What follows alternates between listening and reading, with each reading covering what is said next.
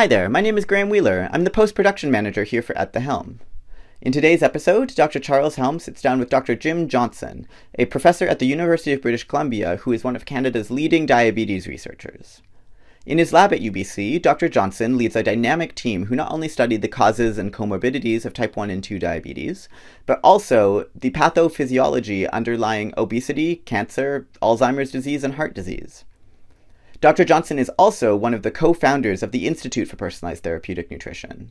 In today's episode, he and Dr. Helm discuss IPTN's founding, as well as the groundbreaking role of hyperinsulinemia as a driver of metabolic dysfunction. Don't forget to follow the Institute for Personalized Therapeutic Nutrition on social media, and check out their many resources like the Reversing Prediabetes site, the Diabetes Remission site, and the TCR Type 1 Diabetes Guide. And follow At the Helm wherever you get your podcasts.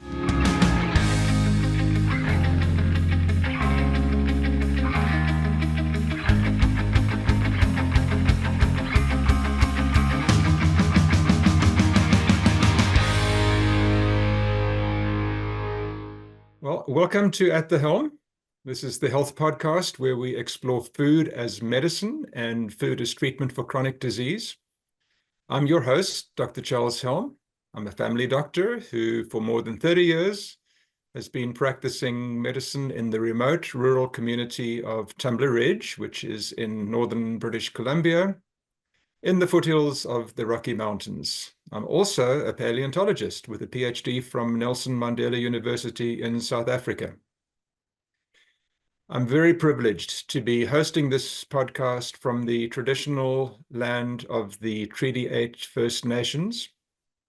It's always a privilege to be saying that. And At the Helm is sponsored by IPTN, the Institute for Personalized Therapeutic Nutrition, for which we're very grateful. Now, in today's podcast, we welcome Dr. Jim Johnson, a distinguished guest. Dr. Johnson is the Associate Director of the Vancouver Coastal Health Research Institute, and he is a full professor in the Department of Cellular and Physiological Sciences in the Faculty of Medicine at UBC, the University of British Columbia. Dr. Johnson leads a dynamic team of individuals focused on understanding the causes of type 1 and type 2 diabetes.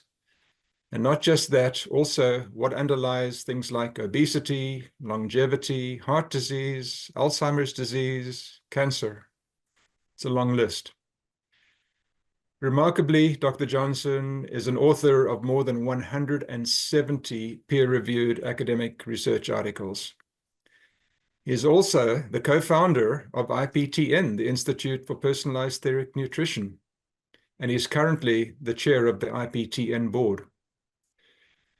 So I'm looking forward tremendously to introducing Dr. Johnson to you. But before we get there, there's a necessary disclaimer, and that is that the information provided either by myself or Dr. Johnson in this podcast is for educational purposes only and is not intended to provide direct medical advice. Listening to this podcast does not constitute a doctor-patient relationship.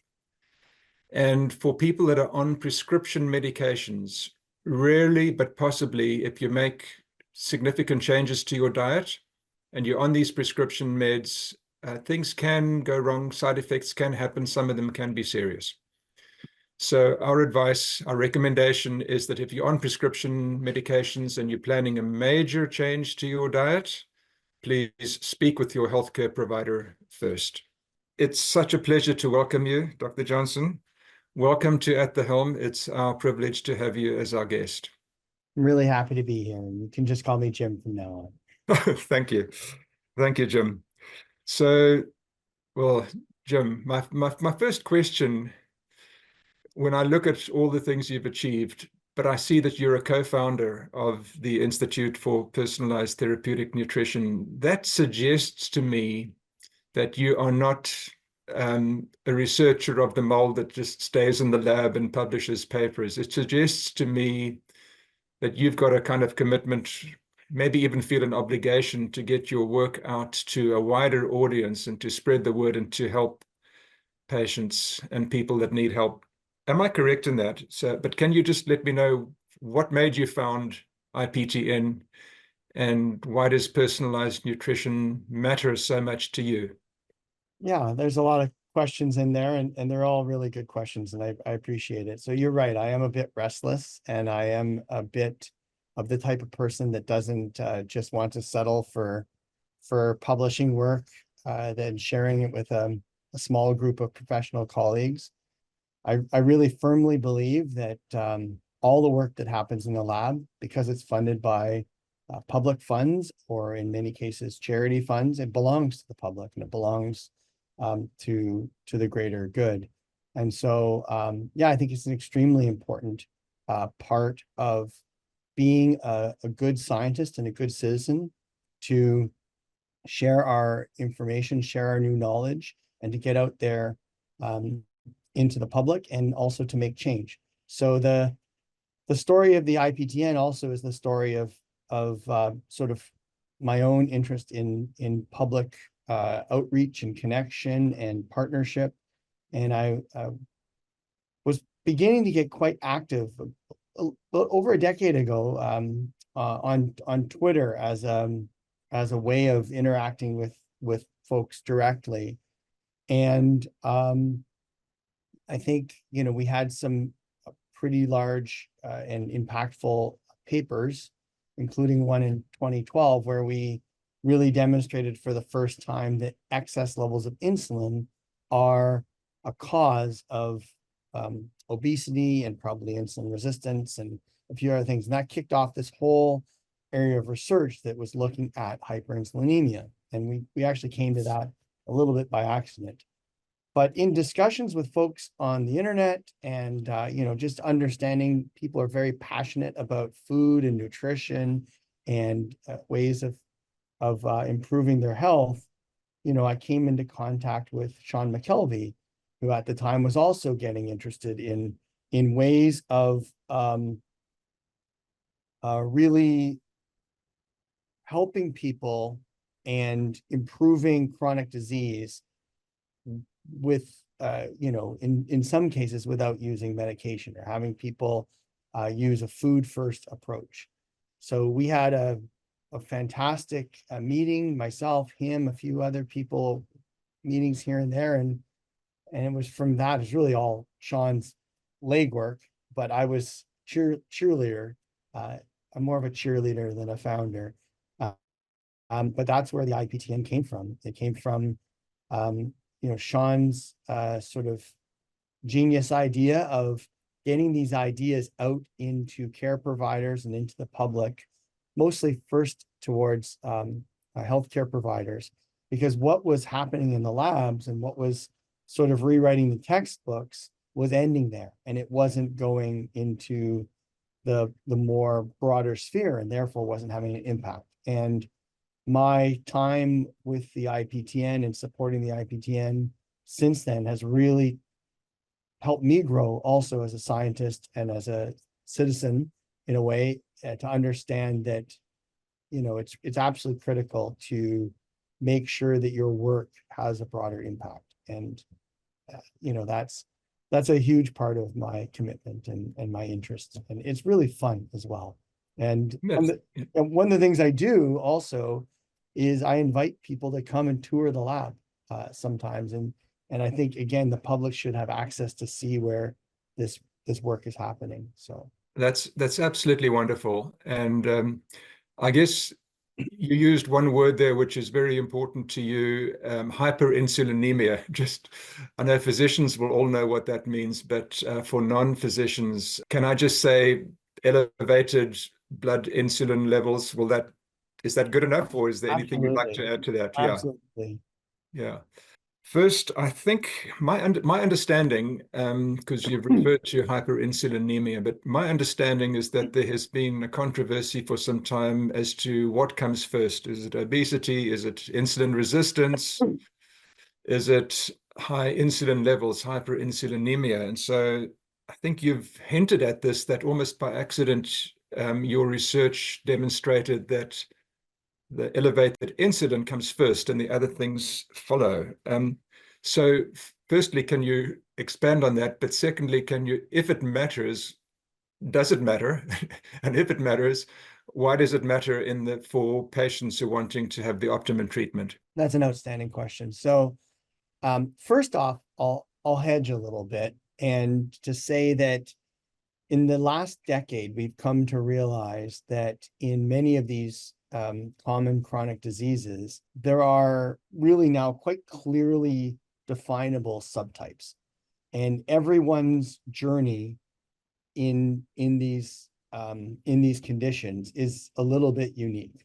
So when we debate about what's first and what's second, it's quite possible that in one individual, there's a certain path to obesity or a certain path to type 2 diabetes or to cardiovascular disease. And in another person, they get to the same end condition, but through a different path. So having said that, we know from the genetics now and from these physiological phenotypes that there are maybe 5 or 6 different types of genetic obesity, and probably 5, 6, maybe more different types of type 2 diabetes. So I'm going to hedge a little bit there and say that it's possible that everyone is a little bit right. So having said that, though, there is controversy. There's controversy on a few different levels, and I think it's important for us to break it down. So I always try to talk about the different endpoints separately, because they all do get mixed up in this big sort of what's called the metabolic syndrome and this broad thing. So the definitions are really quite important. So let's start off by talking about overweight and obesity. So we know that there are some conditions, there are conditions that are essential.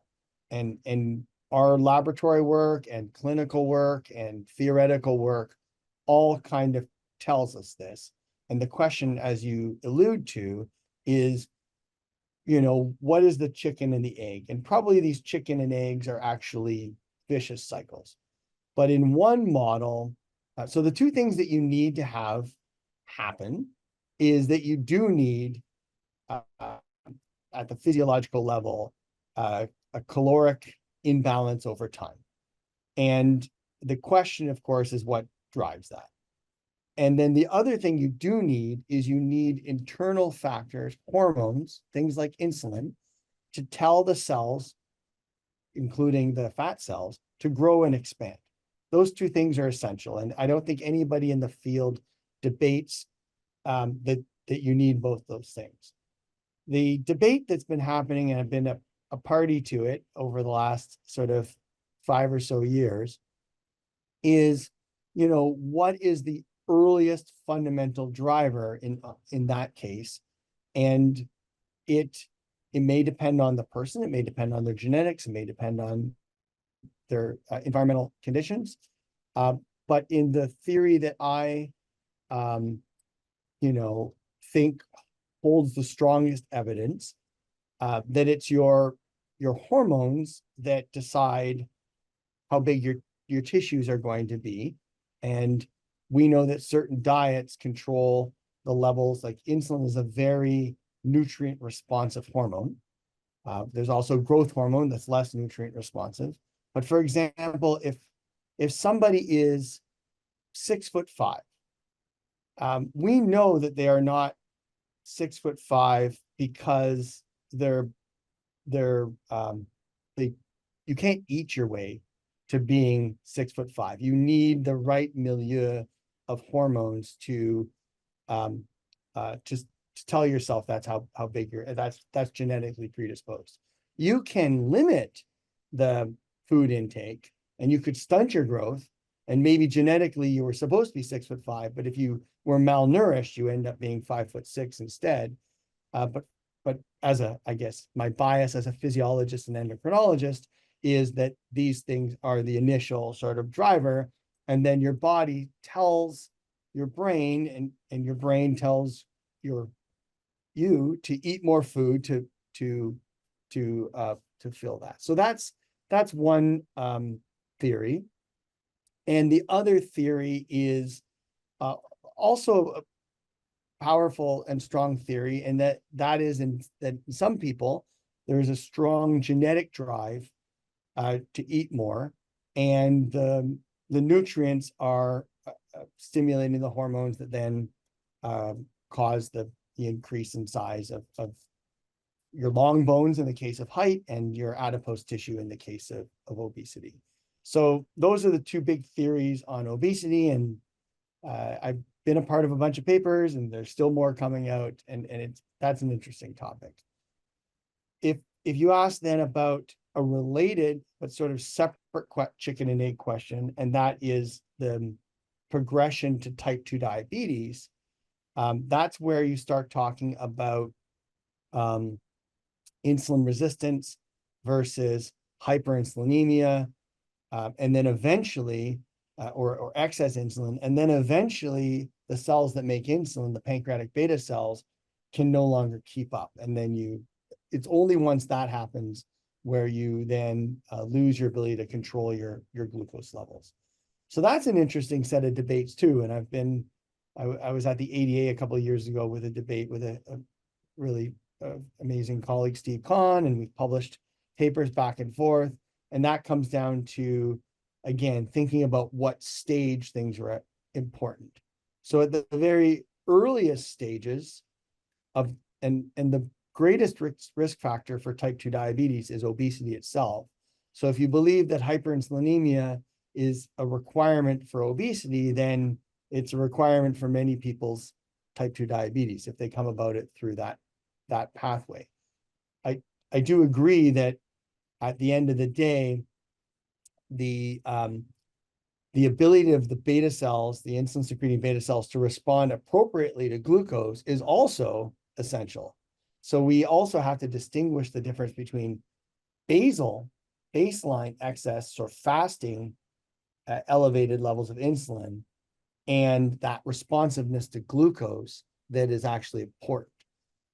So the healthiest individuals, we think, have low fasting insulin, but are able to mount a good, appropriate response to sugar when it comes in. And in type 2 diabetes, you lose the ability to mount that response, and your baseline has gone up. So the sort of delta, the difference between those is reduced. So that's part of the thing. It all depends a little bit on your definitions. We do know that there's an enormous amount of complexity. We do know that insulin resistance makes it harder for the insulin to work. So you would need more. So that sort of makes sense that you would have a hyperinsulinemia because of insulin resistance. And in fact, people who have rare mutations in, for example, the insulin receptor or aspects of insulin signaling in muscle and other places, they get very high levels of insulin. So we know that causal direction can happen, but equally, we know that as with any other hormone in the body, if you put in too much of that hormone, you will sort of wear down the receptors and the activity of that hormone, and you will cause resistance to that hormone. And insulin is no different than any of the other hormones in our body. A high level of insulin will turn down the amounts of the insulin receptors and the other important factors that are involved in insulin's action.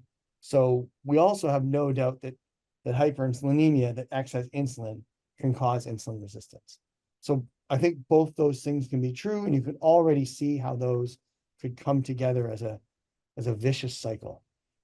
Yeah, so that's fascinating. It seems to me, well, we all know we're having this epidemic of type 2 diabetes, but it seems to me that you are describing things which are happening for quite some time before our usual measures, which are fasting blood glucose and hemoglobin A1C. Those are the things physicians traditionally, I guess we could call it the gold standard. That's what we measure to try and tell someone you're diabetic or maybe you're pre-diabetic or whatever. But it seems to me that there's a window of opportunity, maybe for years, I don't know, where if we were able to tell our patients, you're on this road, you're probably heading for pre-diabetes and then diabetes, And rather than wait to get there, and then we're going to try and put you into remission, can't we prevent you from getting there in the first place by telling you this now, and you can correct your eating habits or whatever? And we don't, maybe some physicians are doing that. My colleagues generally are not. And it would seem to me that fasting insulin might be one of the ways we can measure that, but maybe there are other ways. But doesn't that make sense, that there's this opportunity which we have, which we're missing? It makes all the sense in the world, and it's backed up by extremely strong data on the developmental origins of diabetes, on early life factors. So it's not just years in advance, it's decades. So a few interesting facts. The majority of one's risk of type 2 diabetes, at least the heritable risk, is already established by the time you're 5 years old. And this is scary. So there are multi-generational aspects, both genetic and environmental, in obesity and diabetes sort of risk. But you've hit on something that's relevant to our society in general. We tend to not think about prevention as much as we should. And, it is true that an ounce of prevention is worth a pound of cure, however that saying goes. But as a society, we are reactive rather than proactive, very much so. And this is the case of healthcare. This is the case of every element of our society. It's probably the case in a lot of our own personal lives. And I don't think we should be, I think that's just a reality. That's human beings. It's one of our challenges. But you are 100% true that glucose and hemoglobin A1C are really very much lagging indicators. So before that, for example, your lipids, your circulating fats, are altered much before glucose is altered, and probably before that, you've got accumulation of those lipids in various tissues where they don't belong, like the liver. Before that, you have elevated levels of insulin in most people. And that probably precedes obesity in many people as well. So you can go all the way back. I don't think there's anything on our sort of radar that's necessarily earlier than that basal hyperinsulinemia. And then the questions are, well, what causes that? And it can be manyfold. You've hit on diet, and we're here talking on about the IPTN. And so that's a key part. There are probably some genetic regulators of our baseline insulin. The amount of insulin secreting beta cells that we've developed as a young child probably sets the floor for the amount of insulin that we release at the fasting condition. Somewhat scary and something we don't have a hold on, but there's emerging evidence that things in our environment, pollutants, various other things, might elevate. There are things that aren't nutrients that can affect the pancreatic beta cells and elevate insulin levels. When the beta cells are unhappy and stressed, one of the first things that happens to them is they lose the ability to keep the insulin levels under control in the fasting state. So there's all kinds of things. There's meal frequency. There's effects of our circadian rhythm, how well we sleep, stress. There is a very, very long list of things that can affect insulin levels. And then, as you alluded to when you were talking about all the different areas I work on, there's an extremely broad list of things that insulin levels can affect in the body, not just glucose homeostasis, but the homeostasis, the regulation of the lipids, the heart, the brain, all kinds of things. So it's really a key piece that's got all these different inputs and all these different outputs coming together. Right. I want to come back to some of the points you've raised in a second, but you did mention the scary 5-year-old that when we're 5, things are already determined. But I wouldn't say determined. Now, this is a key thing. I just step in a little bit there. So nothing is the beauty, that the amazing thing we've learned over the last 10 years is that it's not, these things aren't fully deterministic, and we do have the ability to put type 2 diabetes into remission. But the risk, there is an element of risk that is built, and it's cumulative, and it starts a lot earlier than a lot of people appreciate. Right. So Determinism makes me nervous. Okay, no, fair enough, fair enough. Yeah. So, but my question is, because I'm just like many people, I'm worried about the fact that, you know, teenagers are becoming type 2 diabetic, which I never used to see, you know, when I trained as a medical student, but we're seeing it today. But so my question is, kids that are young kids that are exposed to lots of sugars or lots of highly processed carbohydrates at a very young age, does that set them up for trouble down the road, or is that not really relevant? I think that's an important question. Certainly from a theoretical standpoint, for everything we know through all of our preclinical models, through just the epidemiology of watching society change over the decades, there's a strong possibility that that's true. Having said that, as a scientist, that's a very, very difficult thing to test, you know, empirically. It is unethical, to say the least, to take a set of twins and feed one diet and the other one another diet and wait to see what would happen. So we are working with imperfect information because we're working with the real world. But I would say that, you know, it is, I think, a mix of common sense and scientifically backed sort of a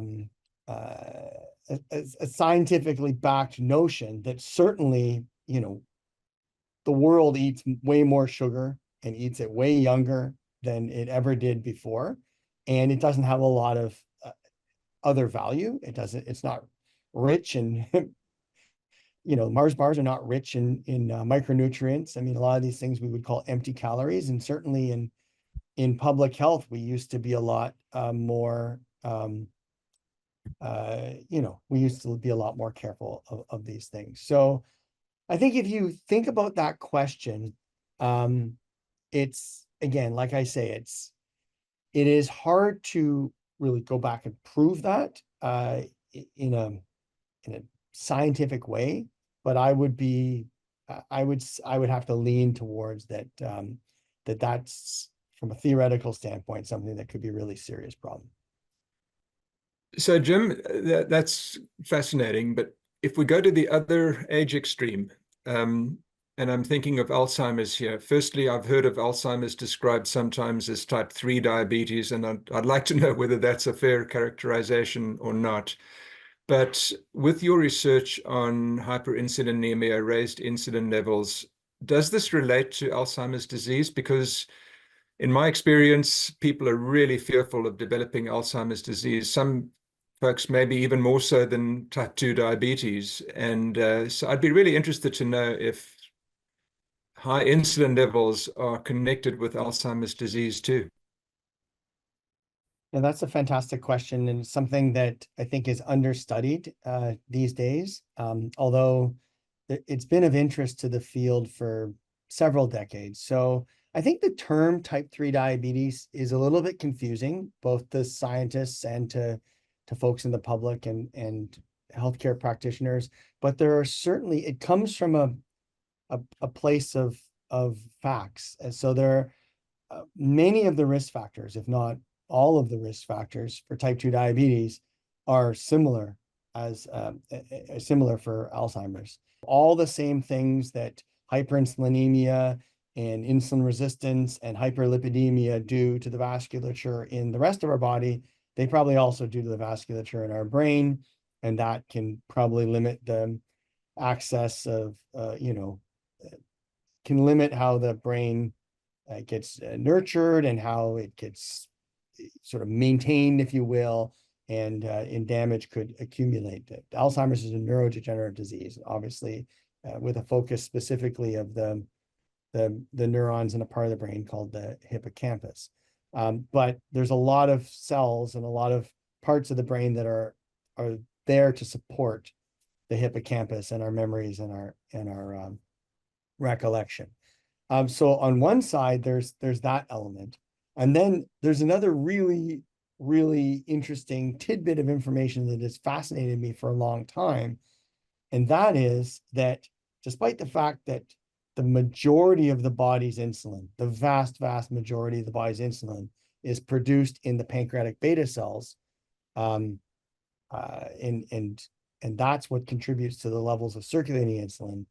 There seems to be a very small amount of insulin that is made in the brain, not enough to contribute to how much is, controlling our glucose levels in the body, but possibly enough to regulate the some local functions in the brain. And so we've been fascinated with this, and we have a paper that will hopefully come out soon that looks at using a preclinical model using mice that looks at what happens if we take away the insulin that's made in the brain. And it turns out that they have deficits in learning and memory. So again, these are a preclinical mouse study, but it correlates with studies in brains from people who've passed away from Alzheimer's disease. They tend to have a lower insulin in the brain, depending on the stage. So there's both a local effect of insulin and then a systemic effect of the hyperinsulinemia and the dyslipidemia and the high levels of glucose that happen and the volatility of glucose that happens. Well, who would ever have thought of that, the brain producing insulin? That's news to me.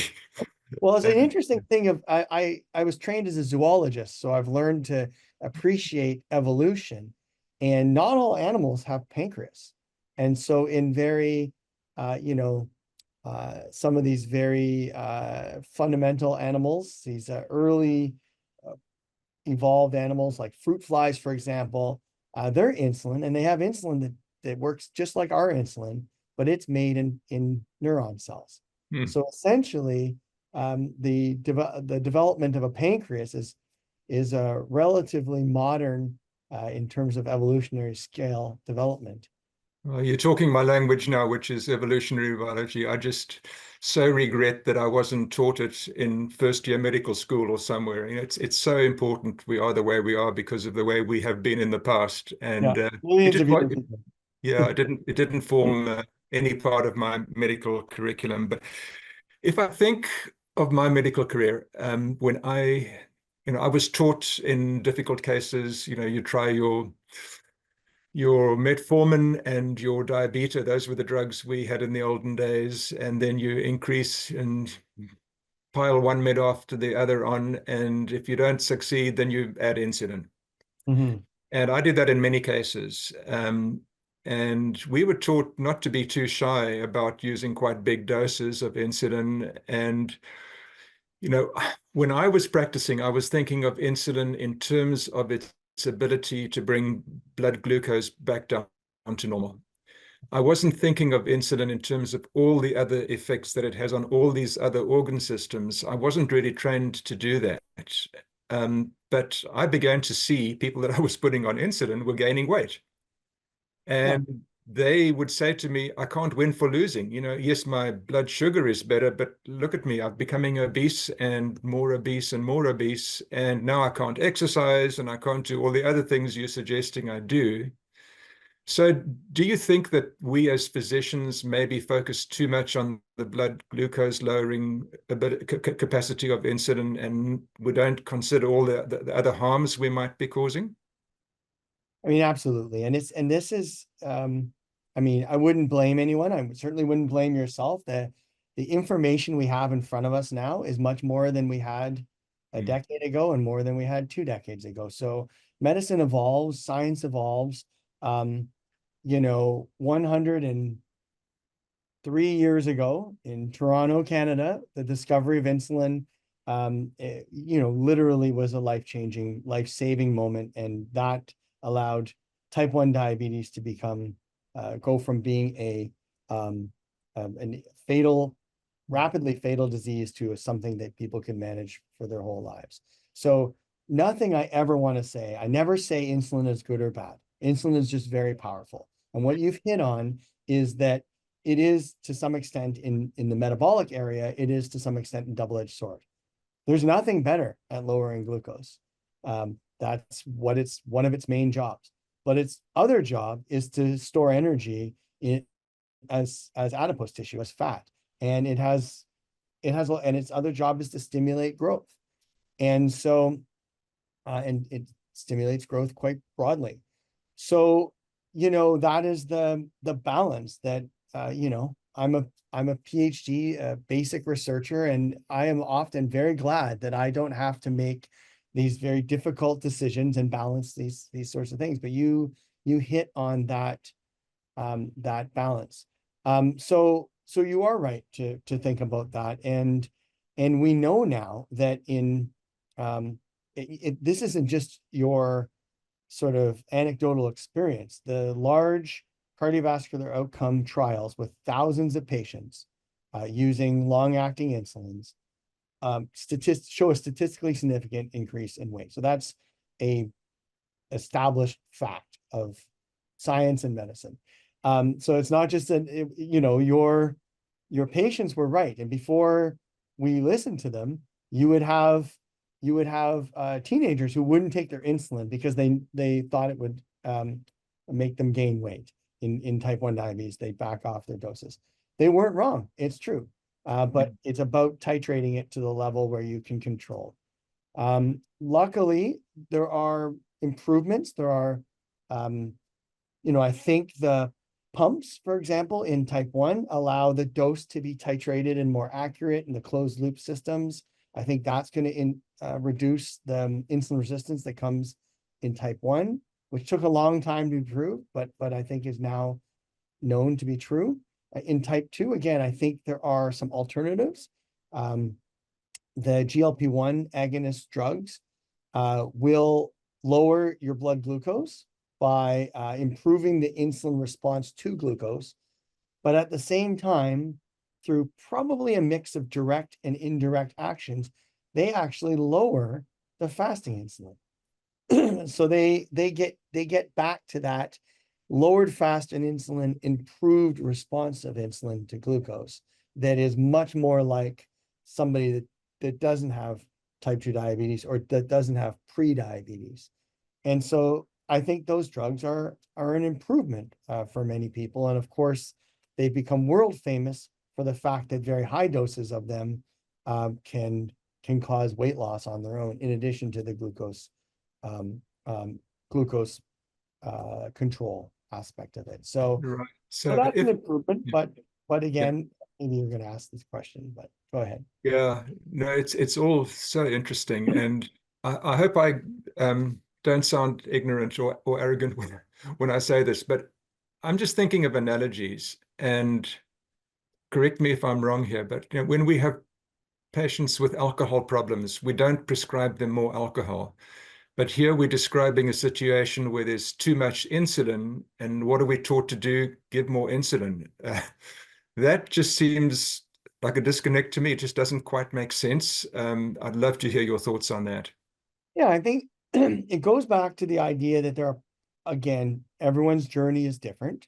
So there will be people that have massive hyperinsulinemia, and their insulin sensitivity is okay, and maybe they don't need insulin. Maybe there's another way. There will be people for whom adding more insulin makes the insulin resistance worse, which means you need to add more insulin. They would escalate up their doses. And I agree that you're pushing on something that then desensitizes, and I think for many patients and for many people, that probably isn't the right answer. But for many other people, it could work for some other people. But again, if there are better alternatives to doing that, then that would be the best way. Of course, if we were either to be preventative or to go back to the root problem, and if those folks are able to make a sustained lifestyle change that prevents the hyperinsulinemia and the insulin resistance in whatever order you want to have them, but prevents them both or reverses them. And we know this is possible with a dietary intervention, and several different ones work.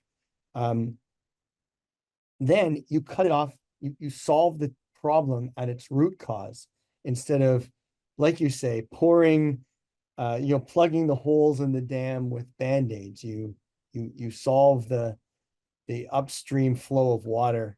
You divert it somehow, or you prevent it from happening. I'm losing my analogy now, but no, that's great. Yeah. So I think you've mentioned again the different pathways that different people have to the same end. And I look at the acronym IPTN. So the P stands for personalized.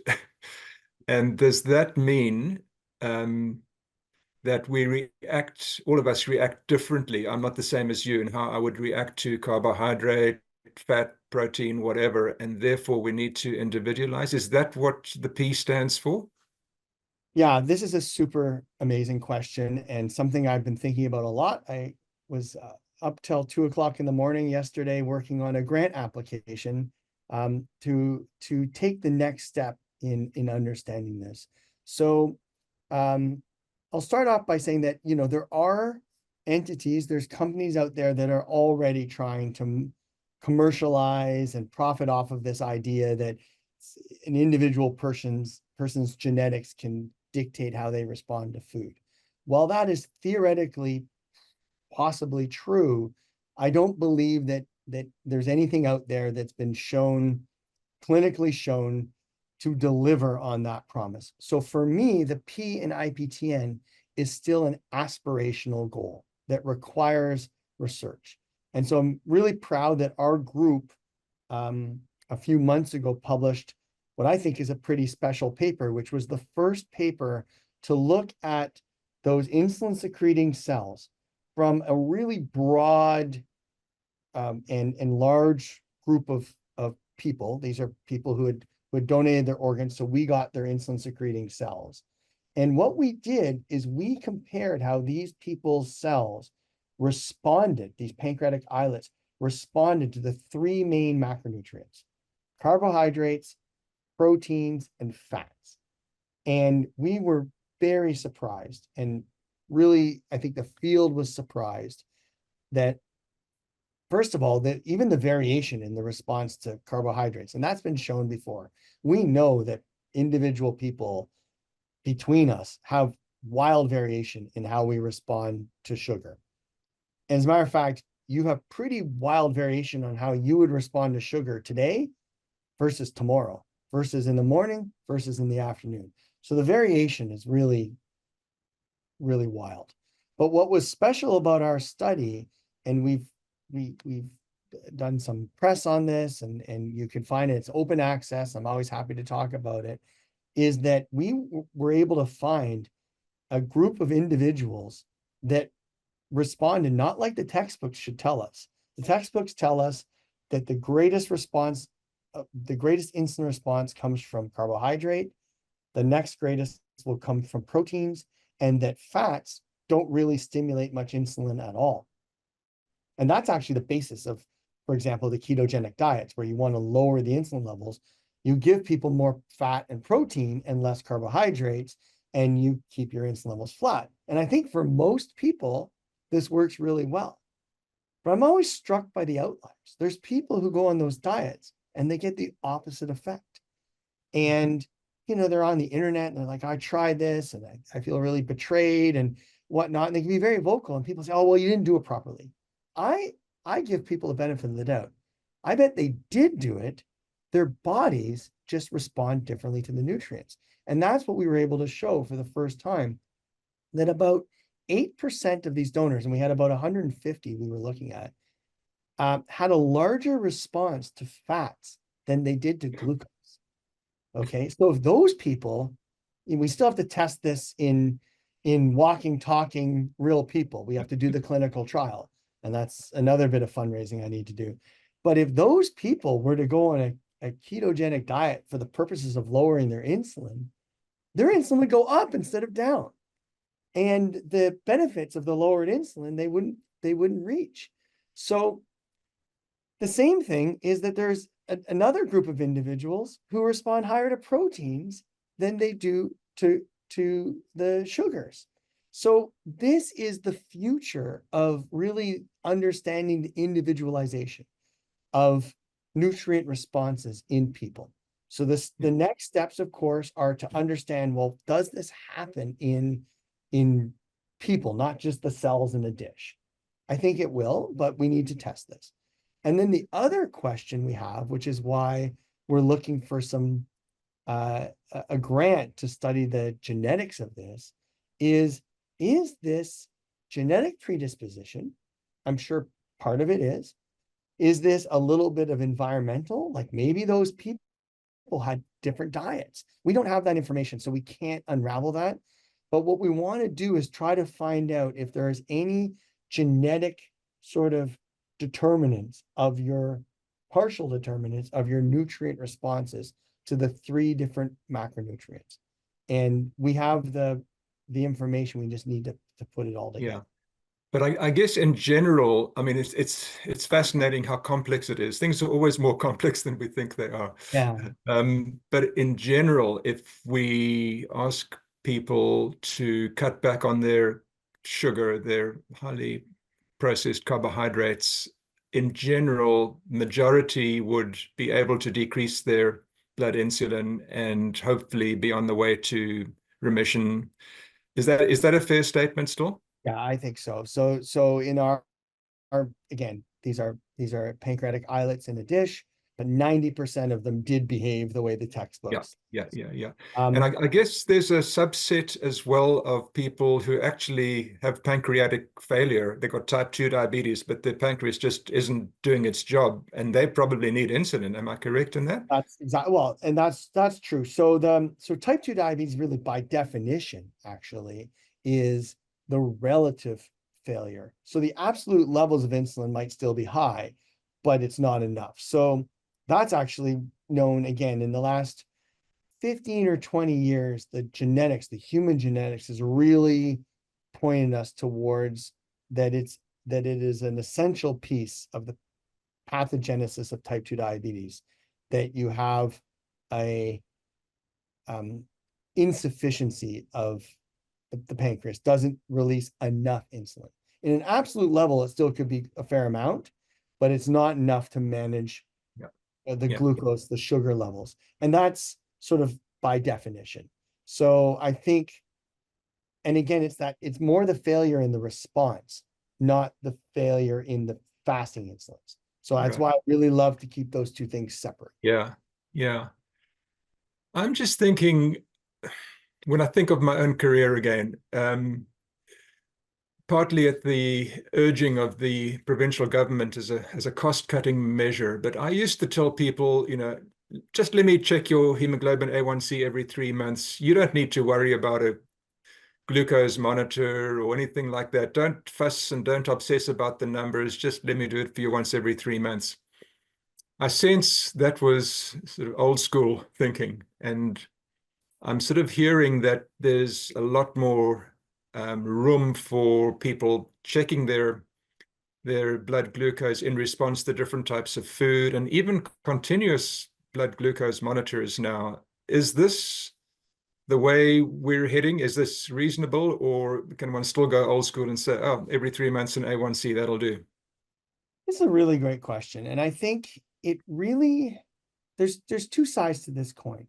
On one hand, we have to be very careful. There's a mental health side, there is a stigma side, there is some people who could be dangerously obsessive over the constant measurement. And for those people, especially if they have long-term goals, hemoglobin A1C is an average, basically a 3-month rolling average of your average blood glucose levels. And it's still quite accurate. As I said, glucose itself and everything related to it, whether it's hemoglobin A1C or glucose sort of average glucose levels is a trailing indicator. It's a lagging indicator. But if you're in that space already and you're doing long-term things to manage your health and trying to manage your glucose, I think that's good. If there's a benefit to you of that sort of, I don't know, almost gamification, and if you derive benefit from that positive feedback of, oh, I didn't know that would have this effect, and now you know, and you make some positive change because of that in that short-term feedback, I'm not against that. I don't think, I think it takes the right personality to use that information. Probably takes the right clinician to be supportive of that information too, and not pathologize it. It hasn't, it hasn't been shown in any sort of large trial that hooking every person in the world, healthy or not, up to glucose monitors would be worth the cost. That hasn't been shown. Maybe in 100 years that will be known, and maybe if we, who knows. But so I think there's a spectrum there, and you've got people who are, by almost any measure, extremely young, extremely healthy, and they're obsessing over, a tiny little flick up here and there, and that might work for them. I'm not anyone here to judge, but it might not provide a ton of benefit. I would say, though, in the healthcare setting, that if you have somebody who is at risk and maybe would benefit from knowing more about what's going on the inside, that could benefit. I think there's ongoing studies looking at not just the average sugar levels, but the sort of volatility, which has some, it's more studied in the type 1 world, but it may have some effects in the type 2 world and in some of the world of these other complications that we are just beginning to understand. And maybe there's something there. We're a little bit out ahead of the research in that space because the technology is there already. But going back to something you said earlier, I mean, if we could monitor insulin or C-peptide, which is a piece of insulin that breaks off and gets released alongside insulin, that is a little bit more stable to measure. If we could monitor those things in a more routine way in people that are at risk, either they have prediabetes already, which is already a slight change in their sugars, or they have a lot of the other risk factors and you want to prevent them from getting to prediabetes. So they're in pre-diabetes, if you will. I really do believe, going back to our previous discussion, that there's a real opportunity there. It's backed up by the evidence.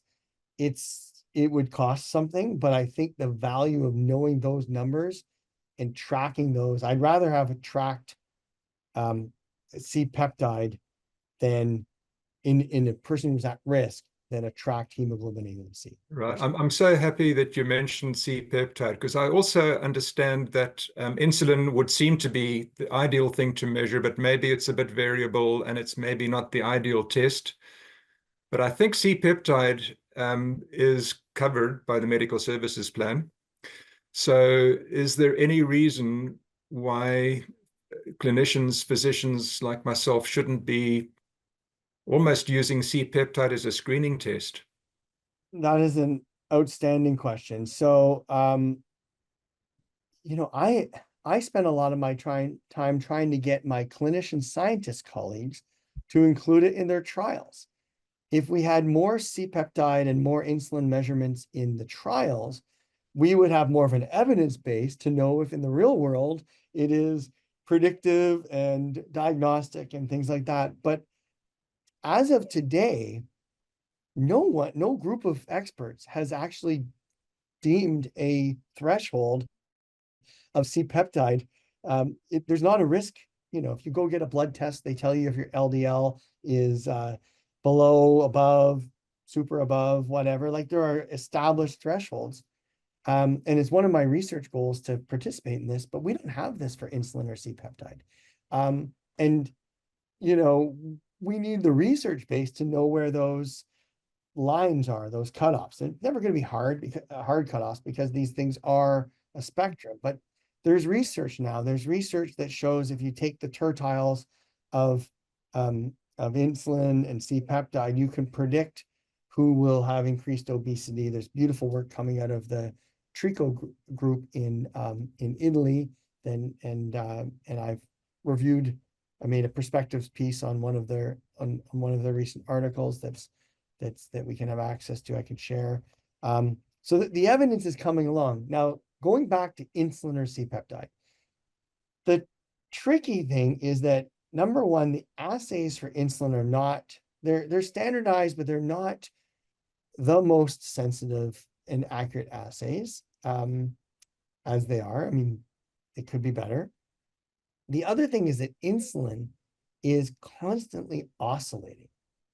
Even in the fasted state, especially in a healthy individual, actually the oscillations tend to go away in people who are at risk of type 2 diabetes. But whether you catch it at a moment where it's up and down, you can have quite a range there. So they are inherently noisy measurements. Insulin is an inherently noisy measurement. You're right that would be the ideal thing because that's the hormone that's doing the job. C-peptide, we don't think does very much, and it's more of a surrogate marker, but it's a little bit easier and more stable to measure in blood. And, in a very, very, very perfect world with unlimited resources, you could do both and get a sense of how much insulin the liver is clearing as well. And that's not to mention that there's another thing that circulates in the blood called proinsulin, which is insulin that hasn't been properly processed in the beta cells. And that is a marker of unhealthy beta cells if they're not doing the processing properly. And it's also elevated. Yeah, I just find it's fascinating what you're saying. I just find this whole thing so counterintuitive because we're facing this plague, what I call the plague of type 2 diabetes, the epidemic. I even use the word pandemic because it's becoming a global plague. And why don't we have the capacity to work it out years in advance and tell people you're heading this way, now's the time? I mean, to me, this is one of the great challenges of our time. We need to be doing better, and we just don't have it yet. And the C-peptide is probably the best thing we've got, maybe. But I've heard of the HOMA-IR as well. Is that useful as a test? It's a calculation one has to do. Yeah, HOMA-IR is basically a calculation of insulin and glucose. So if you have more insulin for the amount of glucose that you have, you are considered to be insulin resistant. But that's actually a inference. What HOMA-IR measures is hyperinsulinemia. Essentially, it measures unexplained hyperinsulinemia. It measures insulin levels that are above what you would expect for the amount of glucose. Yeah, so it's of some use. I would say so. And there are other tests that are related to it. Yeah, it's a complex picture, but getting back to your question a minute ago, why are we not doing more? I mean, these things take time. So the science progresses lightning fast. And then if we just kept it in our labs and our ivory towers, it wouldn't get out into the public and into care providers and into even our other colleagues. But it does take time to get that information out. And, there are other people with competing priorities of what they think is more important. So we're all sort of clamoring for attention. Like, hey, guys over here, like, I think this is really important. And that's just part of the marketplace of scientific ideas. But the evidence here is really quite strong. And there's not a lot of harm in trying to understand the really early stages. What it would take is a change in philosophy where we as a society really start thinking about prevention and about, getting to the early root cause of these things. It would require that we start thinking about individualization more. And medicine is already individualization. I mean, that's the beauty of it, but it can be more so. And so the algorithms, the charts, the companies that only want to do very blanket trials and say, look, this works for everyone. We want the biggest market share possible. We're working against that to some extent, right? And so, and people are busy and they want an easy answer. They want an easy algorithm. They want, just tell me what I need to do. So that's the art of medicine, is when you go a little deeper and you start to say, like, okay, is there a way I could refine this based on the person in front of me? So that, there's great people out there doing it, but we need to also change our system so that type of care, those type of discussions, people have more time with their physicians, with other care providers, with these teams that can provide care in the long term. It's one of the great things about the IPTN is it's got clinicians, physicians, pharmacists, dietitians. We have all these people who've come together to try to help solve some of these problems, and we believe in working as a team, and researchers as well. So Right. I think a lot of things have to change. It's like the Titanic is hard to turn around, and everyone's got to get out and paddle it for it to kind of change course. Well, I will reveal my own personal bias here, but I think you guys, if there's a competition clamoring for attention, I think you guys are the guys that need the attention. If there's one thing that we physicians are good at, it's ordering lipid panels. And I've heard it said, and I'm not sure if it's accurate or not, but I've been told that the most, and when we order a lipid panel, we get the LDL and the HDL and the ratio and all those things. They get calculated for us these days. But I've been told that if you are truly fasting, that the most important reason to order a lipid panel on a patient that's fasting is to get the triglyceride to HDL ratio, because that's a proxy for insulin resistance. That's what I've been told. I'm not sure how correct that is or not. I think So I've been told that's why you order a lipid panel, is to get that ratio. Is that fair enough or not? Yeah, again, there are many types of type 2 diabetes. There's many types of obesity, and probably there's many types of cardiovascular disease. But I think on average, there is accumulating strong evidence, as I mentioned before, that the sugars are a lagging indicator. And before you have that hyperglycemia, either in the fed or fasted state, you've got these alterations to these lipids. The tissue that is most sensitive to insulin is actually not the skeletal muscle, which people used to think that's the major one where a lot of the glucose goes in when insulin goes up. But your adipose cells are exquisitely sensitive to even the smallest changes in insulin. And we know this in human studies, and we know this in our preclinical mouse studies. So these lipids in many ways are canary in the coal mine to some extent. And I think we're at the real vanguard as a field of understanding how to interpret that. There is other things that go into the making of those triglycerides and those ratios that are independent of insulin. It's not the only regulator, but there is my understanding of the literature is that it's a pretty tight link and correlation, probably in those early stages, a tighter correlation than the one you have with sugars. And that all fits with how we understand the physiology. I think if that were to move more mainstream, it would be good. I think, I think it's really important to, LDL, of course, is in many people is elevated and is a significant risk factor for cardiovascular disease. We always have to think about that. We have to balance that, and we have to understand that that insulin is a key regulator of lipids. So how all of those fields are starting to come together scientifically, but then also clinically to give the best advice to people is a story that's being written as we speak. But I think the more we look early and the more we look at these canaries in the coal mine, the better chance we have of helping people earlier and reducing their lifetime risk of all of these horrible Right. consequences.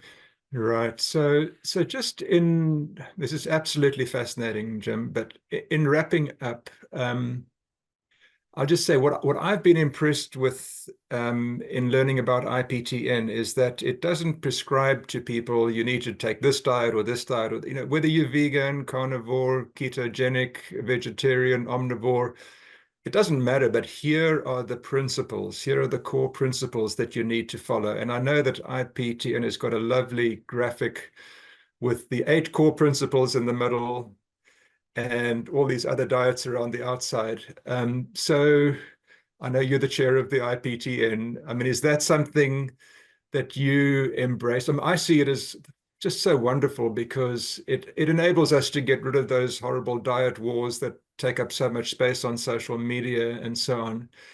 But I'd like to just finish off by asking you about those core principles, and also asking you, do you have any takeaway messages, like the really important stuff that maybe we haven't covered, either for clinicians or for patients or for people who want to work on their mental health, type 2 diabetes remission, maybe thinking in terms of Alzheimer's down the road, can I prevent it? Any takeaway messages? But if you can please just focus on those 8 core principles first. Yeah, I mean, I do really like to talk about food. It's something that is critical to all of us. It's something we can't get away from. We need it. I think one of the things that happens in the online discourse and even in publications is we are all seeking to be so reductionist, and we end up lumping all these things together, and we end up, everyone stakes their territory and says, well, this is it, and I'm right and you're wrong. But in terms of diet composition, in terms of diet amount, in terms of ways of eating and diet and meal order, and different lengths of fasting and stuff like that, I think individual people can find something that works for them, that works for their culture, that works for their jobs. Not everyone has the luxury and the privilege of being able to buy any type of food they want, or certainly very few people have personal chefs and stuff like that. Most of us live in the real world, and many people are we're faced with decisions every day. So I think having key principles that sort of distill, without judgment, distill some of these things that'll be helpful. I often think, well, that you can't have, fatty food, you can't have this. People used to say all these sort of things. I mean, there's a big difference between an avocado, which is, and an olive, which clearly contain healthy fats. And, if you had a diet of, I mean, I like bacon a little bit, but if you had a diet of just bacon, that's, I think common sense tells us, and obviously also some evidence from literature tells us, that you'd be micronutrient deficient, you'd be macronutrient deficient, whatnot. So I think in infusing a little bit of common sense, taking away guilt and shame, understanding that we live in a complex world. There are food is also social. Food is part of our cultures, and just finding a way to work with that. And I think, rather than yo-yoing between, oh, I'm going to just drop calories and I can eat anything I want.